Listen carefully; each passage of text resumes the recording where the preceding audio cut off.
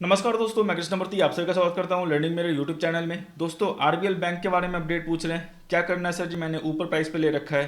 क्या करना है? बहुत लंबे क्वांटिटी या फिर ज़्यादा क्वांटिटी ले रखा है। मैं फिर से बोलता हूं, कंसर्न जो है आपके पास ही रहने वाला है। वो उसको आप कभी भी जो है आप उससे ऊपर जाओगे या फिर आप क्या बोलते हैं उसको आप सरपास करोगे, दिक्कत रहेगी आपको। ये कंपनी जो है फिलहाल अभी इशू में है। कंपनी कुछ टाइम पहले अच्छी कर रही थी, फिलहाल अभी इशू में है। मैनेजमेंट कंपनी के रिगार्डिंग क्या सोच रहा है आपको नहीं पता चलने वाला। वो जो है आपका मैनेजमेंट रिस्क है वो पता नहीं चलने वाला, आपको मिटिगेट ही करना पड़ेगा। आपका जो ऑलमोस्ट पैसा है वो 80-90% डाउन हो गया था। कंपनी फिलहाल अभी जो है चीजें सही चल रही है। मैनेजमेंट ऑलरेडी जो है सरपास कर लिया आरबीआई ने। आरबीआई का बोर्ड मेंबर्स इस पे बैठे हुए हैं। अब देखते हैं कौन से सीईओ को इसने चूज करेगी, क्योंकि जो इसका मेन मालिक था कंपनी का उसको निकाल दिया गया है। तो वो जो है आपको देखना पड़ेगा मैनेजमेंट कैसे आती है, बोर्ड मेंबर्स के जिनके पैसे लगे हुए हैं इन्वेस्टर्स के, वो कैसे बोर्ड चूज करते हैं, कैसे जो है कंपनीज को आपको लॉन्ग टर्म में रन करती हैं।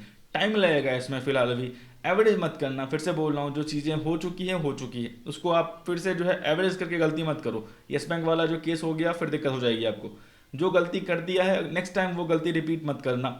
अगर फिर से बता रहा हूँ आपको आईडीएफसी फर्स्ट बैंक में इन्वेस्ट करना है, आपको लग रहा है मल्टीबार बनने वाली है, तो उसी प्रपोर्शनेट में इन्वेस्ट करो जितना का आप रिस्क ले सकते हो।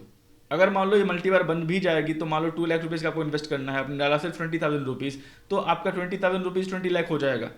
आपको ये नहीं सोचना है कि मेरे 2 लाख रुपीज़ जो है 2 करोड़ रुपीज़ हो जाएंगे। और ये आपका सोच है तो फिर जो है कंसर्न आपका हर स्टॉक्स में रहने वाला है। आपको जो है इंडेक्स में क्यों एचडीएफसी बैंक में, एसबीआई बैंक में, आईसीआईसीआई बैंक में लार्ज पोर्शन ऑफ इन्वेस्टमेंट दिया जाता है? क्योंकि उसकी मैनेजमेंट स्ट्रांग है, वहाँ का बोर्ड मेंबर्स स्ट्रांग है। आपका आईसीआईसीआई बैंक में चंदा कोचर ने 4500 करोड़ का जो है स्कैम किया हुआ 2017 में। कुछ इफेक्ट हुआ 2017 से, देख लो आईसीआईसीआई बैंक का आपका स्टॉक प्राइस कहाँ से कहाँ तक है।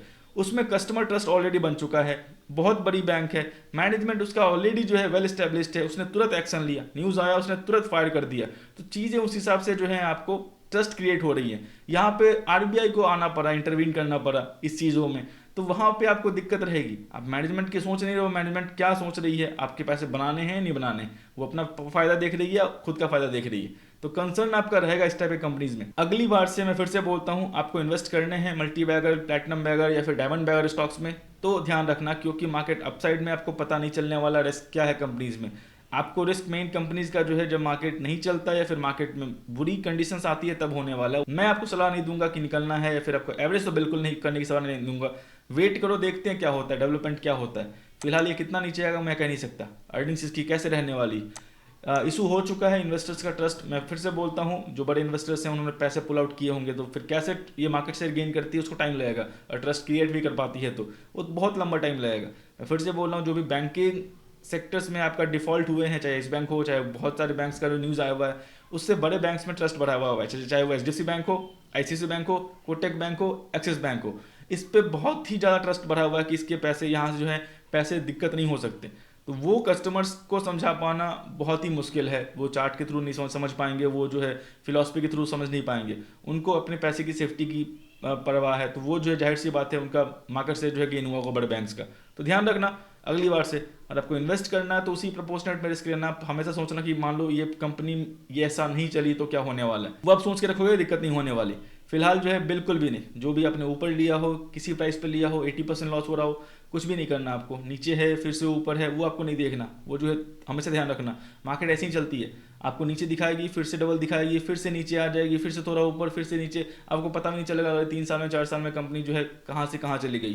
तो वो चीज़ ध्यान रख लेना। और कंपनी अच्छी है, कंपनी अर्निंग्स पोस्ट कर रही है, मैनेजमेंट क्लियर है, रेवेन्यू क्लियर है, उसका कस्टमर बेस उसका इंटैक्ट है, तो आपको कंपनी का ग्रोथ दिख जाएगा, उसमें कोई कंसर्न नहीं। बाकी थोड़े नीचे फिर ऊपर फिर थोड़ा नीचे, आपको पता भी नहीं चलेगा अगले 3 साल में कंपनी जो है आपने 500 पे बाई किया था, वो 250 पे आया, 250 से फिर से 400 गया, 400 से फिर से 100 रुपीज़ आ गया, 100 से फिर से 200 जाएगा, 200 से फिर से 50 रुपीज़ चला आएगा। तो वो कंसर्न जो है ध्यान रखना। और कंपनीज का कुछ भी प्रोस्पेक्ट आपको दिखता नहीं। सीपीआई ये ध्यान रखना, अगर 6.6 का है फिलहाल अभी, इस ईयर का ऑलमोस्ट 21 का जो है ऑलमोस्ट 6% के आसपास का है, और ये 7 या उससे ऊपर रहती है तो आपको जो है ज़्यादा पेन दे सकता है। वो मार्केट थोड़ा जो है आपको साइडवेज में थोड़े लंबे समय जाने वाली, तो वो चीज़ ध्यान रख लेना। उस समय आपको mid and small cap companies correct होंगी अच्छे अच्छे प्राइस पे। फिलहाल कुछ भी मत करो, वैसे ही रहने दो, देखो डेवलपमेंट क्या होता है बोर्ड मेंबर्स के थ्रू। सीईओ कौन से चूज करती है आरबीआई, या फिर बोर्ड मेंबर्स कौन से चूज करते हैं, उसके डेवलपमेंट क्या हो रहा है इसके क्वार्टरली रिजल्ट में, ये मार्केट शेयर कैसे गेन कर रही है, एनपीए कैसे जो है मैनेज कर रही है, वो टाइम लगेगा आपको, 2 दिन 3 दिन में नहीं होने वाला, वो कम से कम 3 साल 4 साल 5 साल लगने वाला है। तो दोस्तों मैं आशा करता हूँ वीडियो जो आपको अच्छा लगा, वीडियो अच्छा लगा लाइक करें, सब्सक्राइब करें, शेयर करें। ट्रेडिंग और डीमैट अकाउंट लिंक जो है वीडियो के डिस्क्रिप्शन में हमारे को ओपन कर सकते हो। कुछ भी सहायता होता है मैं नाइट को 8 PM लाइव आऊंगा, वहाँ पे पूछ लेना। Social media site Telegram, Instagram, Facebook, Twitter, जहाँ मेरे को लर्निंग मेरे दिखे ज्वाइन कर लेना। तब तक दोस्तों धन्यवाद।